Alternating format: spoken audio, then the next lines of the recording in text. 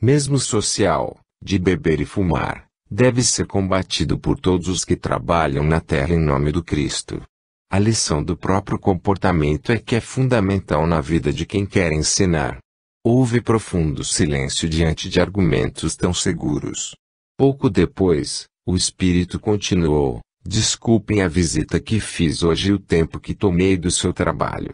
Vou-me embora para o lugar de onde vim, mas antes queria deixar a vocês um conselho: que tomassem cuidado com suas obras, pois, como diria nosso Senhor, tem gente coando mosquito e engolindo camelo. Cuidado, irmãos, muito cuidado. Deixo a todos um pouco da paz que vem de Deus, com meus sinceros votos de progresso a todos que militam nesta respeitável seara. Deu uma sacudida na médium, como nas manifestações de Umbanda, e afastou-se para o mundo invisível. O dirigente ainda quis perguntar-lhe o porquê de falar daquela forma. Não houve resposta. No ar ficou um profundo silêncio, uma fina sensação de paz e uma importante lição para os confrades meditarem. Umbanda e apometria. Infelizmente, falta muito ainda ao homem terrícola para despertarem-se os verdadeiros valores morais de tolerância, fraternidade, universalismo e humildade intelectual preconizados pelo Cristo Jesus no seu sublime Evangelho. Desprezar os conhecimentos milenares dos antigos é cair num modelo de exclusão determinista e de estagnação, que contraria a progressividade que deve nortear a consciência dos homens no orbe terrícola. Não deveis estar dissociados da realidade que vos cerca, qual peça rara intocável bom samaritano recolhido em convento religioso isolado da realidade. Quanto aos nomes das práticas mediúnicas que adotais, tende a certeza de que, para os espíritos que dão assistência a esses trabalhos de caridade, essa questão não tem a menor importância, assim como não nos importamos com o nome terreno da instituição, pois o que nos atrai é o padrão vibracional elevado do grupo, os valores morais introjetados, baseados no Evangelho do Cristo, e o exercício da caridade gratuita e desinteressada independente de quaisquer doutrinas dos homens, pois somos imbuídos de um único ideal do lado de cá, que é o amor crístico por todos vós. O ser espírita, católico, umbandista, budista, muçulmano, hinduísta, maçom, rosacruz, esoterista, teosofista ou completo ateu é somente uma experiência na carne, durante um interregno terreno transitório, na caminhada ascensional do Espírito Eterno rumo à angelitude. Essas questúnculas não passam de atavismos que jazem em vosso inconsciente, polêmicas que poderiam ser dispensadas, pois como pode alguém desprezar ou combater aquilo que já foi em encarnação passada ou que virá a ser em vida material futura? O respeito à prática individual de cada um deve partir da premissa de que nenhuma é proprietária da verdade, e a espiritualidade é única no cosmo. O que seria de todas as cores se todos gostassem do amarelo ou do lilás? Observai ao pôr do sol um arco-íris no horizonte e encontrareis as respostas da divindade superior. A Umbanda, síntese vibratória nas 7 grandes faixas dimensionais e de frequência no cosmo, abrange um conjunto de leis que disciplinam o intercâmbio do espírito com a forma. Conhecida desde as mais antigas escolas iniciáticas que já se estabeleceram no orbe terrícola, foi trazida de outra constelação planetária para contribuir na evolução da humanidade terrena. Nesta nova era, a Umbanda será compreendida em toda a sua significação cósmica, por meio do resgate do seu sentido esotérico, da antiga Umbanda Atlante. Haverá um descondicionamento de todas as práticas espúrias e animistas que se incorporaram nessa rica doutrina iniciática, em virtude da baixa moralidade dos cidadãos que conduziram os seus desígnios no orbe. Os umbandistas sérios já procuram uma unidade doutrinária adequada, imbuídos daquele ideal de solidariedade e fraternidade que deve prevalecer em qualquer iniciativa de unificação entre os homens. A magia etéreo-física, a manipulação das forças energéticas da natureza, do fogo, da água, da terra e do ar, a verdadeira magia branca dos antigos magos umbandans, peles vermelhas atlantes, dispensa os esgares dos médiuns, o rufar de atabaques, a indisciplina, as práticas ridículas, o excesso de quinquilharias nos templos, o triste sacrifício de animais, denominando tais práticas abomináveis como se fossem umbanda, ato que tanto expõe inadequadamente essa rica doutrina iniciática aos leigos e desinformados, advindo desse fato tantos desentendimentos. Os princípios que a regem não dispensam os consulentes da reforma íntima e da renovação moral. O astral superior já previu a depuração das práticas umbandistas, livrando-a das excrescências humanas, das vaidades e dos interesses particularistas e pecuniários dos mercadores de graças, que a tudo resolvem e garantem por meio dos despachos pagos. Apometria, técnica anímico-mediúnica de dissociação ou desdobramento do corpus mediadores, etérico, astral e mental, foi apoiada pela Alta Fraternidade Branca do Astral, que planejou a Umbanda em solo brasileiro, como forma de resgate da pura magia branca atlante, da antiga Umbanda esotérica, aproximando as raças, unindo os homens, um novo conceito de congraçamento mediúnico. Nos grupos apométricos, os pretos velhos, os índios e os caboclos são aceitos e bem-vindos para exercitarem o trabalho de caridade, propiciando a cura e o soerguimento das criaturas pela manipulação etérea dos elementais da natureza e das energias nas 7 faixas vibracionais do cosmo. Essas técnicas magnéticas separatórias dos corpos mediadores sempre foram utilizadas pela espiritualidade em toda a história da humanidade terrena. As falanges de Umbanda operam no subsolo australiano, na contrapartida etérea que se encontra na subcrosta do orbe. O momento de depuração do karma planetário, a mudança das faixas de frequência no eixo magnético da Terra, já abordada em outra oportunidade, fazem com que sejam intensas essas movimentações. Essas energias deletérias são neutralizadas, sendo feitos os desmanches dos trabalhos de magia negra realizados pelas organizações trevosas que habitam esses charcos, reconduzindo à normalidade os muitos sofredores atingidos, encanados na superfície da Terra e desencanados dos mais variados estados conscienciais. Diversos grupos espiritualistas já começam a utilizar a apometria como técnica de trabalho em que os médiuns se desdobram conscientemente, participando de maneira ativa no encaminhamento das entidades espirituais enfermas. Essas técnicas odianas congregam arrojados métodos de indução magnética de desdobramento no intercâmbio com o plano extrafísico.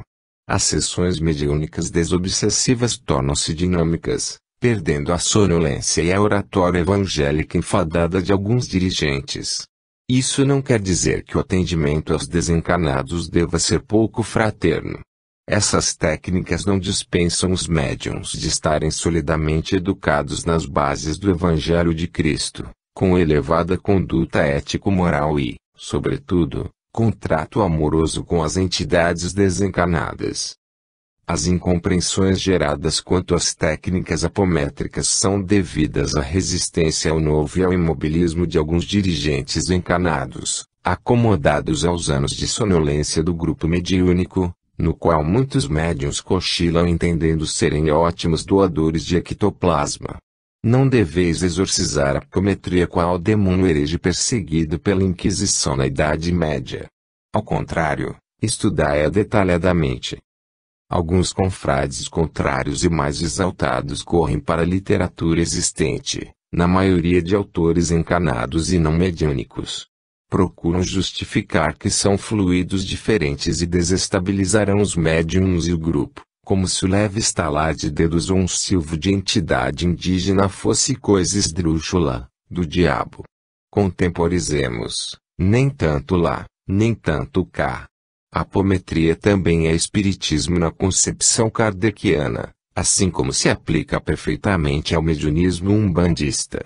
O grupo apométrico tem assistência da espiritualidade e convive plenamente, de forma harmoniosa, com os demais trabalhos de caridade. Outros alegam que nesses grupos não é observada a continuidade de atendimentos após as remoções de aparelhos parasitas e desmanches de feitiçarias. Ora, qualquer atendimento espiritual na face do orbe terrícola não dispensa reforma íntima e elevação moral como método seguro de cura definitiva.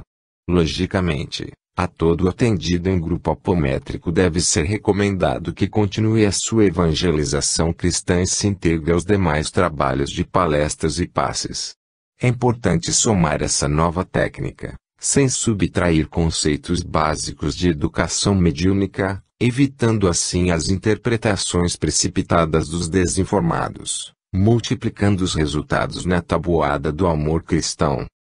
É chegado o momento da universalidade, do amor e da união de todas as religiões, que se consolidará neste terceiro milênio. A profecia do Cristo Jesus, quando afirmava eles escutarão a minha voz e haverá um só rebanho e um só pastor, se implementará gradativamente pelo equilíbrio entre ciência, filosofia e religião. Ramatiz. Observações do médium. Ficamos muito entristecidos quando observamos no meio espírita, dito universalista e não ortodoxo, preconceitos e interpretações totalmente equivocadas em relação ao movimento umbandista, de forma sectária. E o maior agravante, na nossa opinião, é quando discriminam essas entidades amorosas e humildes, que são os índios e os pretos velhos, muitos tendo sido canonizados pelo catolicismo em tempos idos e hoje desempenhando a caridade nessas configurações perispirituais.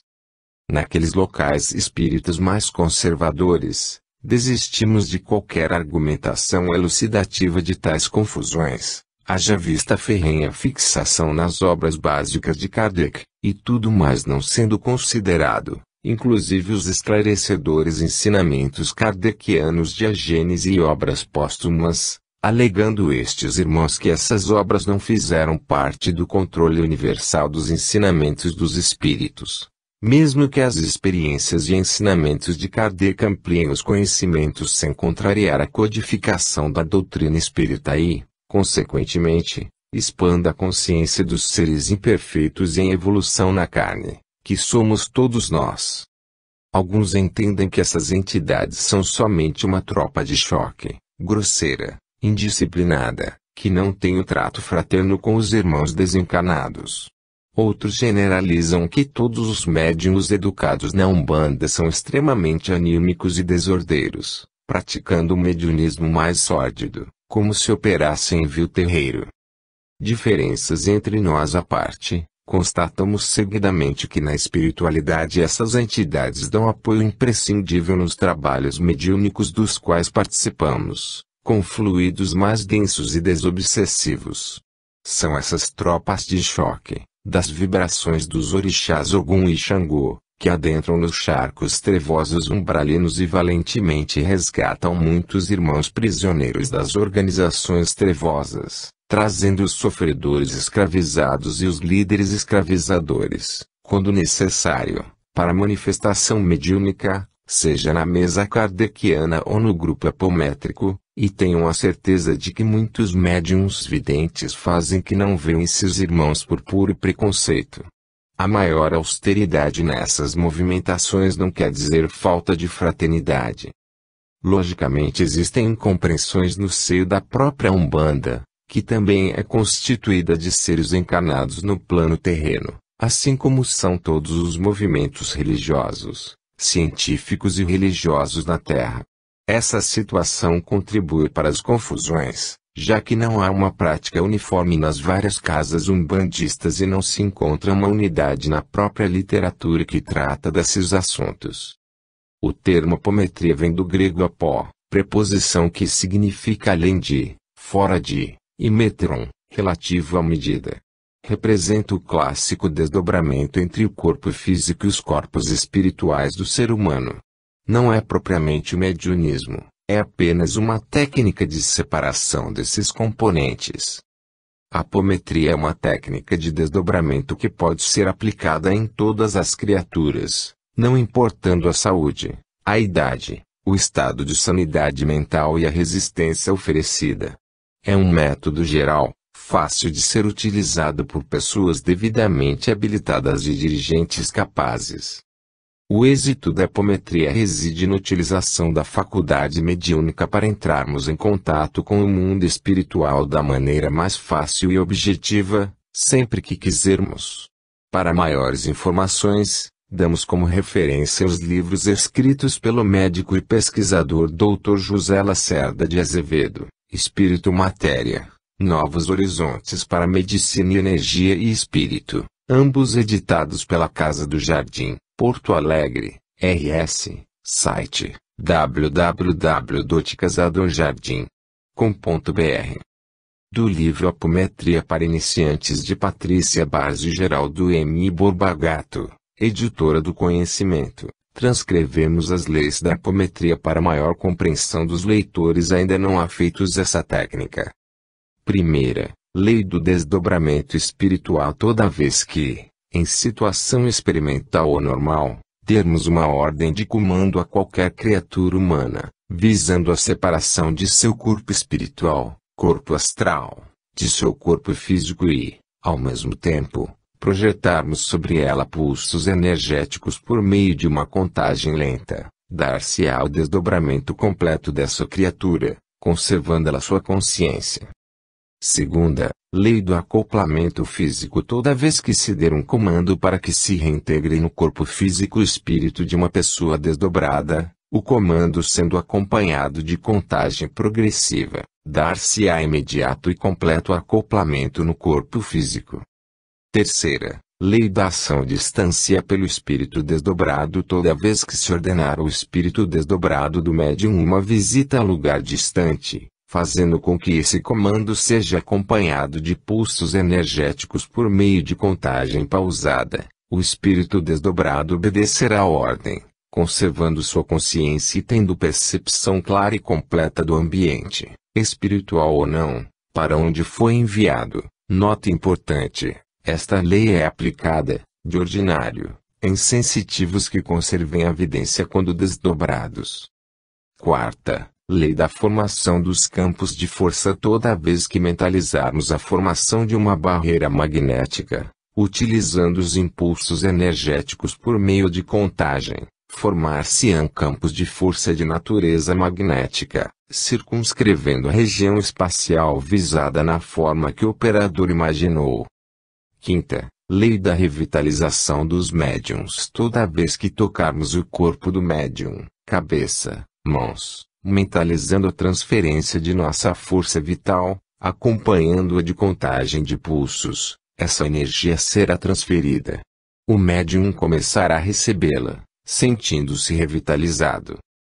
Sexta, lei da condução do espírito desdobrado de paciente encarnado para os planos mais altos. Em hospital do astral, espíritos desdobramentos de pacientes encarnados somente poderão subir a planos superiores do astral se estiverem livres de peias magnéticas.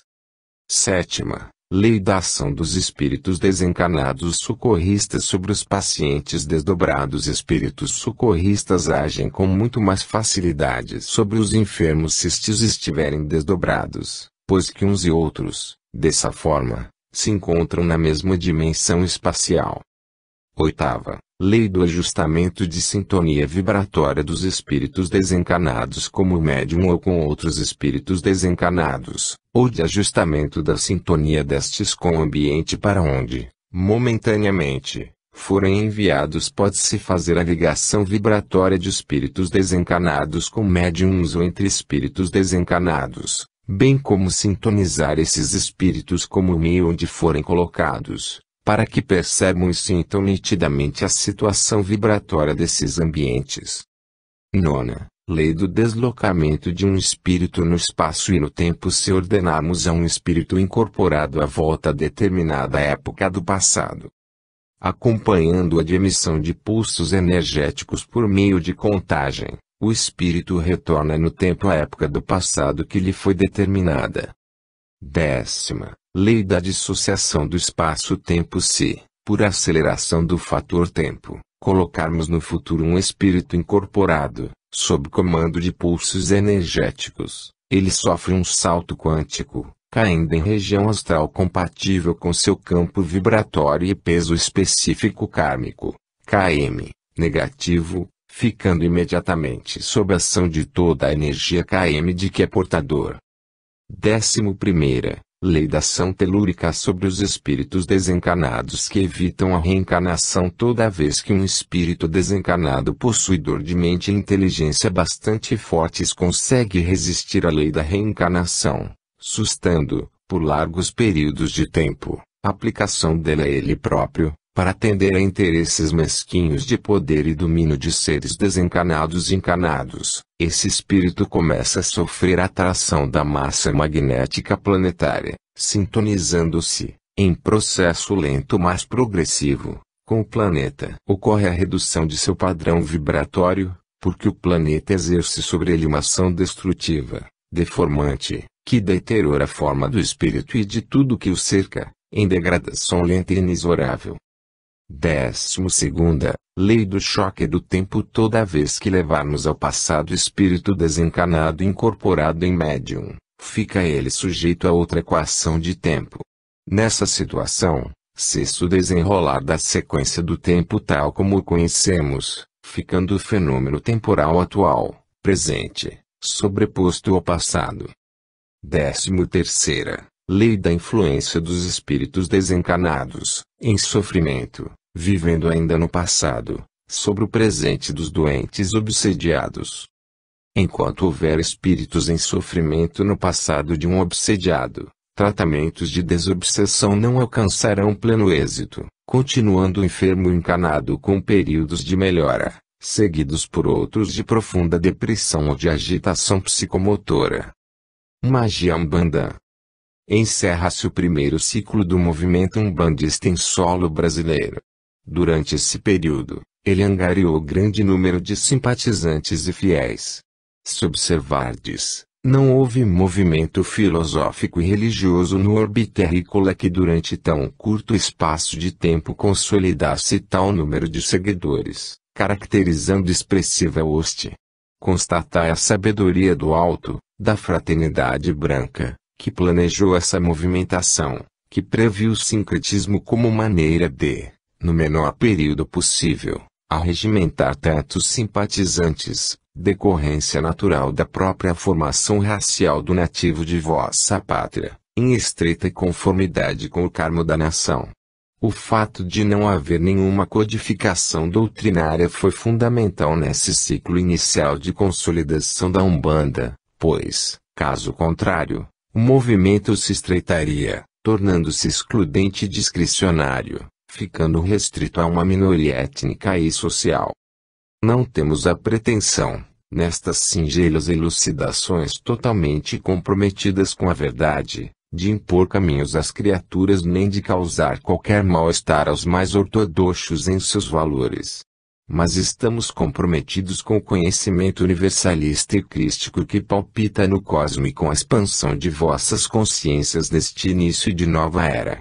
A irreversível unificação dos homens em um único sentimento amoroso neste terceiro milênio. Todo conceito novo e diferente de início desarranja a casa mental acomodada, qual tempestade de verão em solo empoeirado que, quando finda, traz brisa refrescante e bem-estar. Sem nos tornar digressivos nestes escritos, os asmaçantes aqueles acostumados aos raciocínios estreitos de uma única verdade, anestesiados que se encontram pela mesmice dos pensamentos previsíveis gerados pela leitura dos suaves romances, historietas novelescas e folhetins poéticos que hipnotizam a mente, paralisando-a diante da realidade espiritual perene que vos cerca. É chegado o momento de serdes mais ousados na proposta universalista e crística. É só olhardes para o que está ocorrendo em vosso orbe, em constante ameaça de uma terceira guerra mundial, ação nefasta das sombras e de imprevisíveis repercussões no equilíbrio planetário, neste grão de poeira insignificante no universo infinito, para sentirdes no âmago das vossas almas de crianças quanto estáis necessitados de mensagens com este teor, livres dos destrutivos convencionalismos religiosos terrenos. Lembrai-vos de que os espíritos, no mais das vezes, não são espíritas, umbandistas, muçulmanos, cristãos, católicos, esotéricos, maçons, ocultistas, hinduístas, budistas, entre tantas outras denominações terrenas, na concepção limitada e linear da maioria dos retidos no ciclo carnal. Sois consciências em evolução, saudosos do Pai, tentando voltar ao seio da divindade, à perfeição absoluta, crística e amorosa, e quiçá uma parcela significativa seja de consciências com um mínimo de luz que já poderiam estar em paragens vibratórias mais sutilizadas, mas as quais, por benevolência, os maiorais sidérios concederam a permissão para a continuidade evolutiva e existencial, prestando auxílio caridoso a esta humanidade terrícola tão carente de despertamento amoroso e do verdadeiro sentimento crístico. Resgatai o conhecimento universalista milenário antigo, destituído de mistérios, como forma de libertação das consciências que estão paralisadas, qual mofo persistente em porão escuro. Um dos mistérios antigos da existência está simbolizado no número 3, que seria como se fosse um pêndulo girando, ora da direita para a esquerda, ora da esquerda para a direita, produzindo equilíbrio e movimento no cosmo. E a Trindade divina, vida, o Verbo e luz, vita, o Verbum e lux, que, na simbologia da cosmogênese, podeis considerar também como a Trindade cristã, Pai, Filho e Espírito Santo. O Pai é a vida, o poder e a força que rege todas as leis de causalidade no infinito cósmico, é a vida em constante expansão, o movimento e a vibração que nunca cessam no universo. O Filho é o Verbo, a palavra que sintetiza a forma, que estabelece os meios de manifestação da vida oriunda do Pai. O Espírito Santo é a luz, não sendo nem substância, nem inteligência, mas o resultado da inteligência do Pai com a substância do Filho, sendo a lei maior divina que regula a manifestação da forma nas diversas latitudes do cosmo.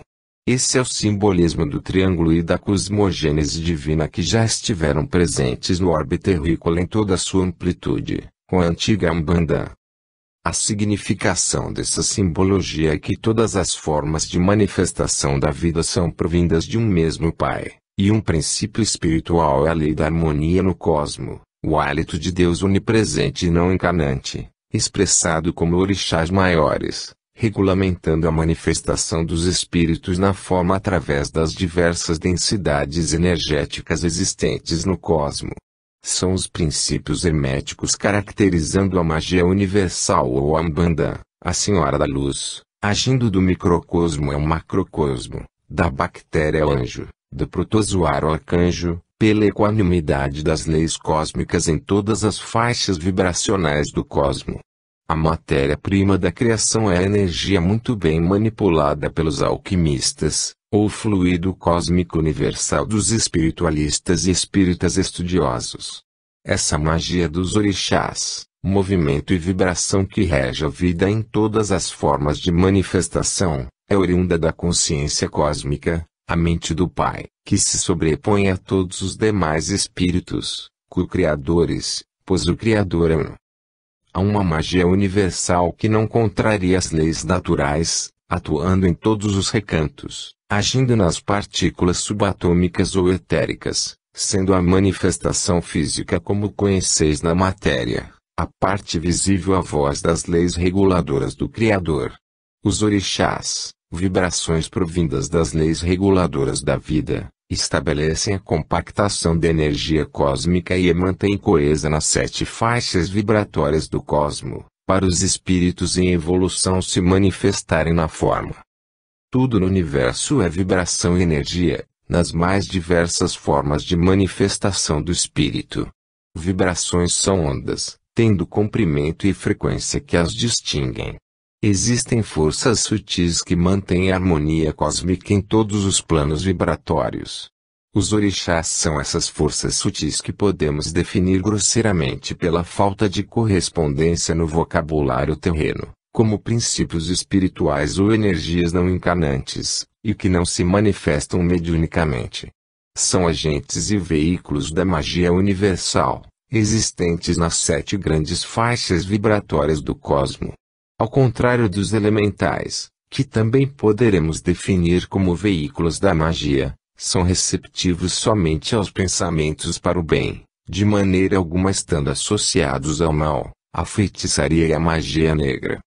Esses princípios espirituais e vibratórios do cosmo, não encarnantes, são denominados na Umbanda de orixás maiores ou ancestrais.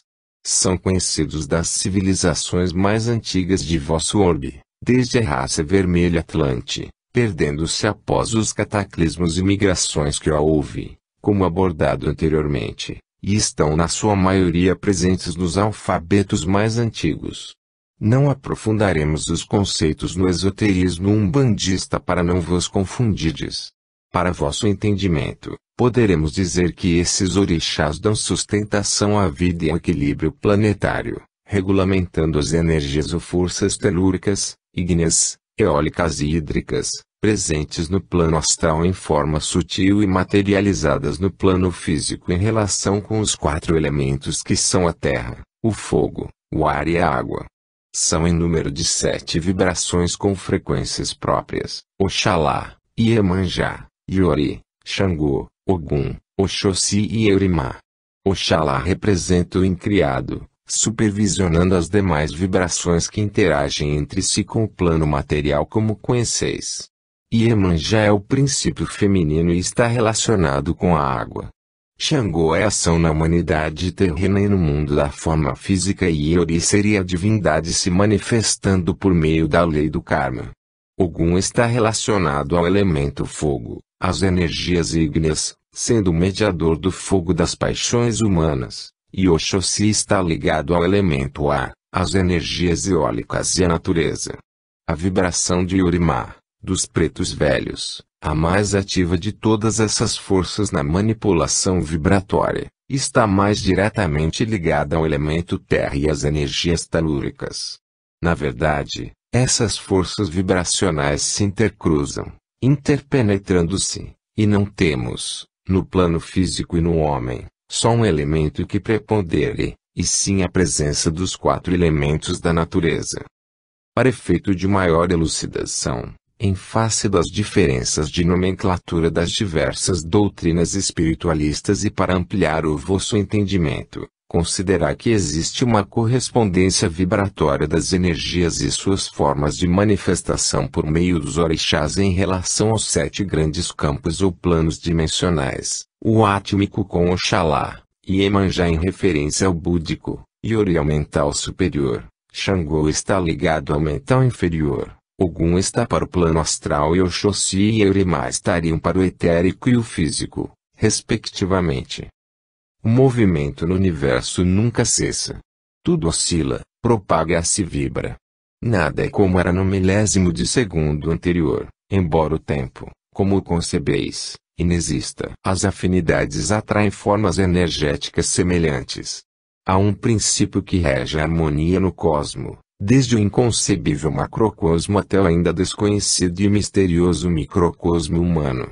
Os parâmetros que tendes para vos situar no meio em que vos manifestais, a altura, o comprimento e a profundidade, são reduzidos demais para que possais sentir as verdades que vos cercam.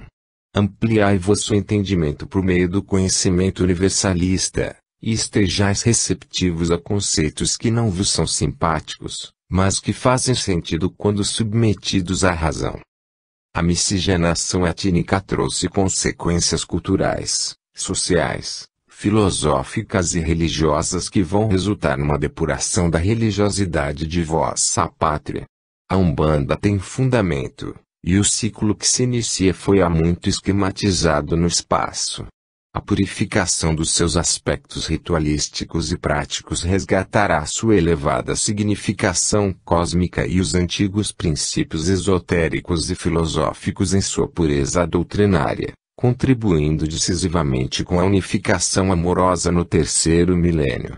Existe uma espécie de convergência irreversível que levará os homens a um outro estágio consciencial por sua ancestralidade divina, unindo-os irreversivelmente sob a égide do Cristo planetário e das altas fraternidades do astral comprometidas com a ascensão crística e solidária da humanidade. Ramatiz. Oferendas e magismo da natureza. Na ascese evolutiva da centelha espiritual, conforme age o processo de interiorização rumo ao eu superior, vai ocorrendo o distanciamento dos planos da forma. Há uma perda ou abandono gradativo dos corpos mediadores. Com certeza o espírito em evolução habitará um dia planos mais mentais, destituídos da forma, como idealizais. Mas o que é para vós a diferença entre a evolução mediana ou a superior? Como podereis estabelecer esses critérios na carne?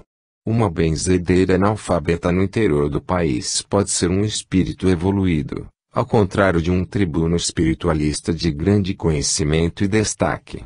Assim como o que concebeis ser um espírito evoluído, de nome conhecido para vós, pode ser de evolução mediana diante do pai velho discreto e anônimo que atende os doentes na tenda desconhecida, que é vista com olhar preconceituoso por ser um bandista. Mas, para esse espírito iluminado que desce vibratoriamente de planos angelicais inconcebíveis para a visão nebulosa dos retidos no ciclo carnal, a procedência terrena da agremiação mediúnica não tem a menor importância. Exercitando esse amorável ser a verdadeira caridade, humilde e anônima, como dizia o Divino Mestre, guardai-vos, não façais as vossas obras diante dos homens como o fim de serdes vistos por eles. É conveniente lembrar que há três realidades distintas ligadas ao conceito de elemento, e, por questões de nomenclatura, às vezes se confundem. São elas, elementais, espíritos da natureza e formas de pensamento elementares. Os elementais ou energias elementais, às vezes chamados de elementais da natureza, são energias primárias que sustentam toda a natureza.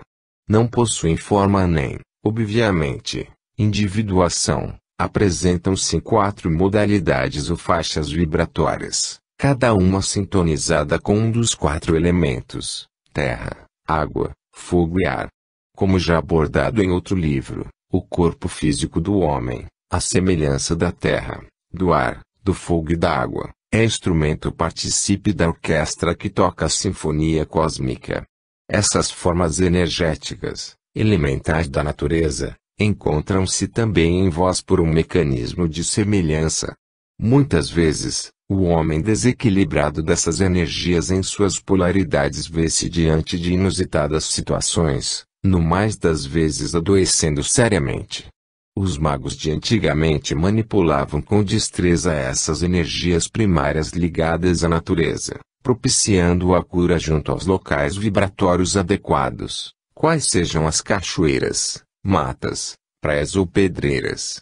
Com a movimentação dos elementais, junto a esses recantos, conseguiam o reequilíbrio necessário, polarizando as cargas magnéticas despolarizadas. A segunda realidade são as formas pensamentos elementares, produtos da mente humana e compostos de substância astro-mental. As de baixo teor constituem a pior forma de poluição psíquica do planeta. Pairam à vossa volta, densas e deletérias, como decorrência das emanações mentais de baixa condição moral de grande parte dos terrícolas. Essas formas, por similaridade magnética e vibratória, têm as características de um dos 4 elementos da natureza, porque originalmente todos os encarnados têm em sua constituição energética do complexo físico, etérico e astral correspondência vibracional com as energias da natureza que os abrigam em seu habitat no orbe, do ar, da terra, do fogo e da água. Quando da constituição da forma pensamento no éter, o próprio magnetismo planetário encarrega-se de atraí-las, por um forte mecanismo de imantação, aos sítios vibracionais correspondentes ao elemento energético que preponderava no corpo somático quando das emissões mentais, e que se encontra na natureza materializada ou manifesta na dimensão física. Naturalmente ocorre a desintegração desses morbos psíquicos continuamente emanados pelas mentes doentias dos encarnados. Sendo assim, É por isso que vós tendes uma sensação de leveza após um período de refazimento junto a matas, cachoeiras, praias ou após uma caminhada num parque em dia ensolarado. Essas formas pensamentos foram erroneamente confundidas pelos videntes alquimistas da Idade Média com os espíritos que estagiam nos 4 sítios vibratórios da natureza terrícola, descritos na antiga cabala hebraica, salamandras, silfos, gnomos e ondinas, interpretação equivocada que persiste até os dias de hoje. Os magos negros e feiticeiros movimentam para o mal a fim de causar doenças e desequilíbrios, por meio de rituais próprios. Essas formas pensamentos elementares eterizadas, que vagueiam no plano astral e que deveriam se desintegrar nos recantos vibracionais e energéticos da natureza ígneos, eólicos, telúricos e hídricos, dos elementos fogo, ar, terra e água. Agem pela manipulação mental, e mantendo-os na auras e centros de energias, chakras, daqueles que pretendem atingir. A invocação dessas formas pensamentos elementares é perigosa no que se refere aos arcanos mágicos da natureza, podendo causar sérios danos aos incautos e maldosos de coração que assim procedem.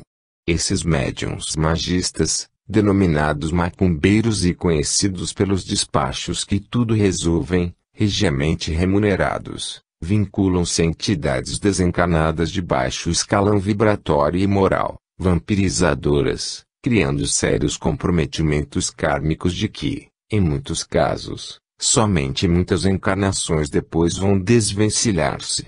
Não tem absolutamente nenhuma relação com a Umbanda, muito menos com seu princípio hermético e a Umbanda.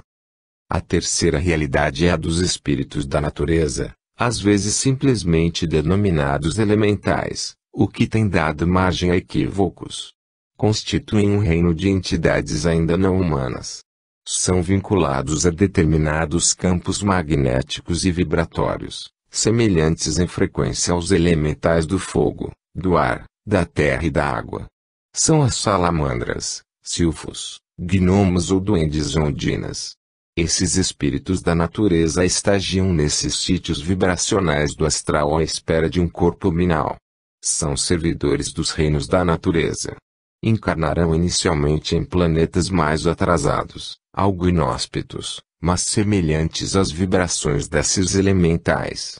Esses irmãos não possuem a natureza ascetenária dos homens, não tendo ainda os corpos mental inferior e superior despertos, não possuindo, por isso, livre-arbítrio, discernimento e consciência moral.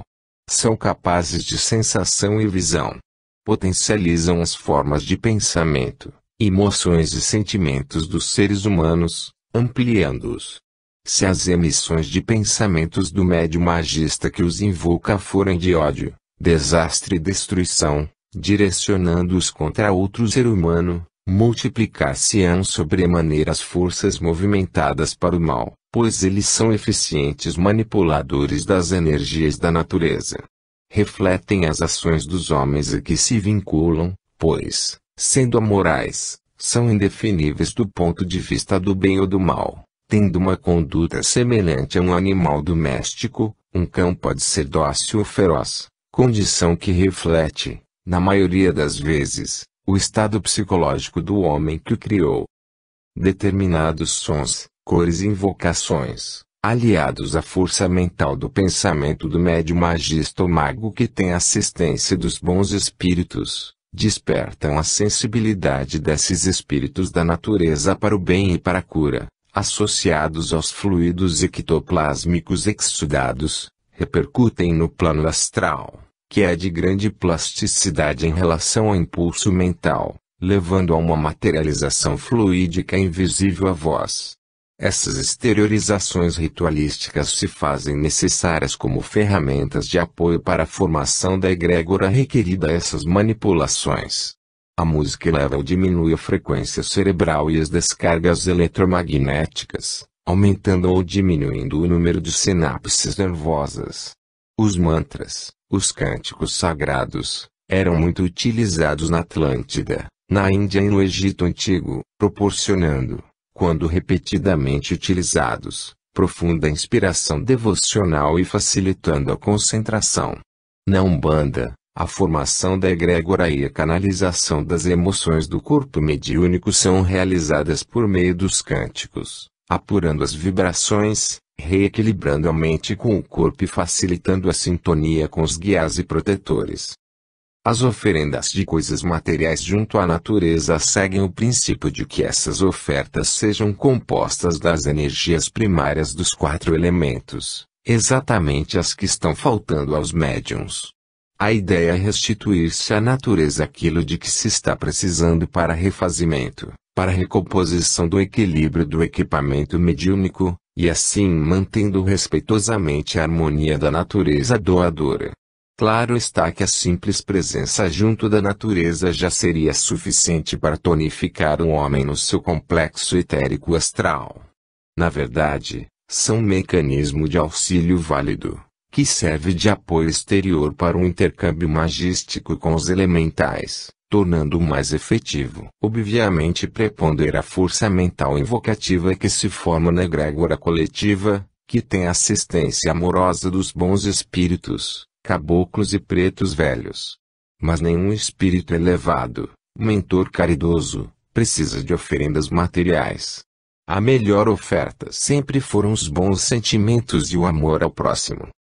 São práticas espúrias, ignorantes e minores as oferendas junto à natureza.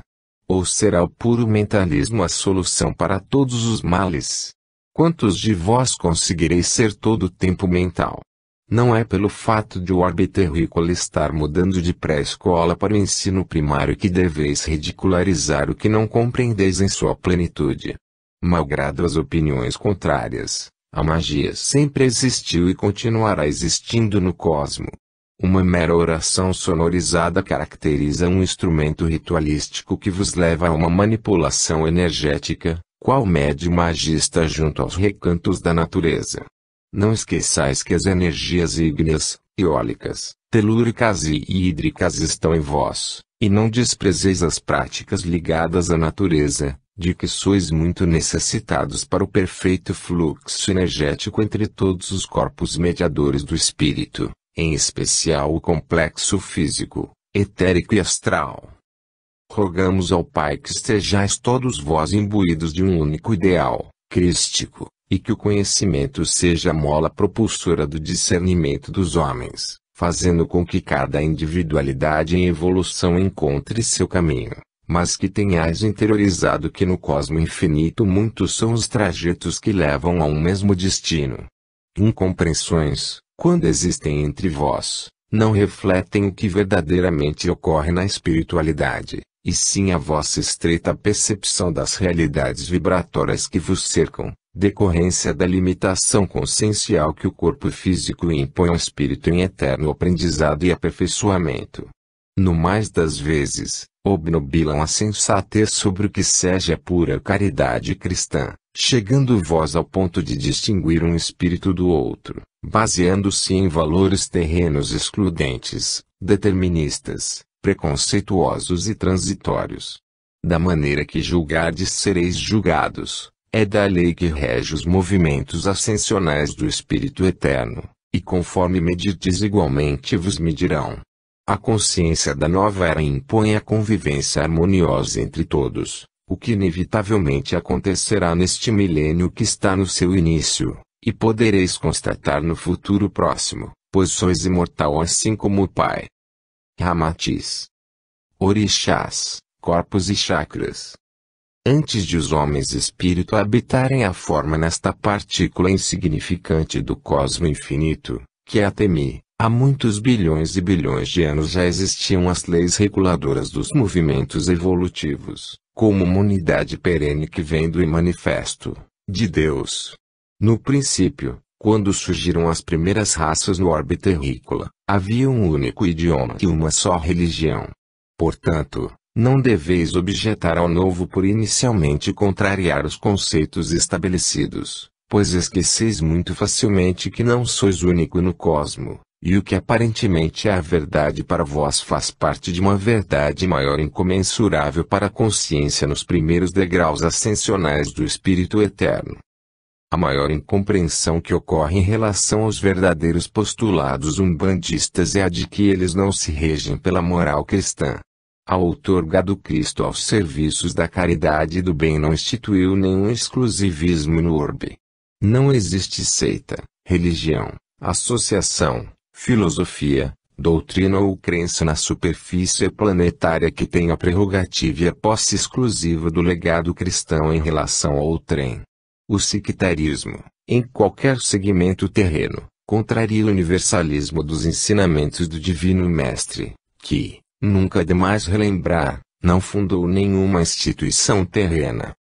Quando os escravos que, mesmo nas senzalas escuras, insalubres e fétidas, não tinham a liberdade de culto dentro da fé que professavam, não houve injustiça kármica, pois muitos foram ferrenhos inquisidores em vidas passadas. Resolveram adotar as imagens dos santos católicos para apaziguar a ira dos senhores e capatazes pressionados pelo clero sacerdotal inquisidor. Estavam dando passo decisivo rumo ao sincretismo necessário para a propagação unificadora das crenças que deveria acontecer em solo pátrio. Logo, não foi um movimento de fé que gerou a similaridade com as santidades do catolicismo, e sim uma iniciativa para a preservação do direito de expressão religiosa original desses escravizados. Como as culturas africanistas, em especial as predominantes no Congo e Angola, tinham por hábito a transmissão oral dos conhecimentos, as novas gerações de escravos nascidos nas senzalas adotaram o sincretismo já baseado numa nova e verdadeira fé. Os negros, geralmente de extraordinária memória, sempre mantiveram os mais antigos conhecimentos das tribos, crenças e tradições pela oralidade. Foi assim que se preservou a maior parte dos ensinamentos iniciáticos da religiosidade praticada, de uma geração a outra, de casta em casta. Essa identificação com os santos católicos não é real na espiritualidade, pois os orixás são como princípios espirituais ou energias não encarnantes. Muitos desses santos canonizados inclusive já reencarnaram, assim como muitos espíritos conhecidos e elevados na visão dos homens se encontram a dar consulta como preto velho ou caboclo, discretamente, em humildes casas umbandistas. Aos neófitos amedrontados pelas nomenclaturas e práticas exteriores diferentes da Umbanda, provindos das mais diversas religiões e muitos tendo contato com o mediunismo pela primeira vez, faz-se necessário o conhecimento, que desperta o discernimento crítico e a sensatez cristã.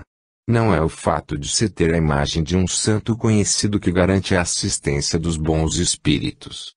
Certo está que ainda existe um excesso de feticismo, mas que, aos poucos, vai se enfraquecendo e depurando. Da mesma maneira, não é a ausência total de cultos exteriores que garante a egrégora vibracional elevada do agrupamento mediúnico, como se tal feito fosse pré-requisito para a assistência mentalista dos bons espíritos. Jesus sempre andou com os estropiados, excluídos, pobres, ignorantes, doentes, incultos e crentes de todos os matizes, e foi o espírito mais elevado e de mais alto mentalismo que pisou em solo terrestre. O cerceamento habitual, junto às mesas kardecistas, desses irmãos amorosos, quais sejam os pretos velhos e silvícolas, dá-se mais pela discriminação preconceituosa dos encarnados do que propriamente pela questão fenomênica da mediunidade ou as interpretações relacionadas com os princípios doutrinários do espiritismo. Certo está que o espiritualista e o espírita têm razão do susto e amedrontamento que lhes ficou registrado no psiquismo diante do disparate inusitado quando passaram em frente da casa pretensamente umbandista e enxergaram o pai de terreiro paramentado, rodopiando aos uivos, com espada na mão, gritando algum oê, no meio de polvorosa incandescente do cocorocó dos galináceos, com alguns assistentes tentando segurar o caprino que se debatia desesperado diante do sacrifício iminente. Respeitai a consciência individual e as manifestações exteriores de cada culto, não vos deixando levar pelos equívocos, que somente são esclarecidos pelo conhecimento, baseado na sensatez cristã. Como explicado anteriormente, Os orixás são em número de 7 vibrações com frequências próprias: Oxalá, Iemanjá, Iori, Xangô, Ogum, Oxóssi e Eurimá. No cosmo, tudo é vibração. A onipresença de Deus estabelece leis próprias para a harmonia universal. Em cada plano vibracional existe uma frequência específica, subatômica e imperceptível aos vossos olhos, de inexoráveis movimentos magnéticos provindos e correspondentes aos 7 grandes campos dimensionais que estão em vós, que são os corpos átmico, búdico, mental superior, mental inferior, astral, etérico e físico. Estes, por sua vez, se encontram em vós em perfeita similaridade, na lei de correspondências vibracionais, com os chakras coronário, frontal, laríngeo, cardíaco, umbilical, esplênico e básico, pois sois partículas destinadas a voltar ao todo, que vibram diapasão que ainda não podeis compreender.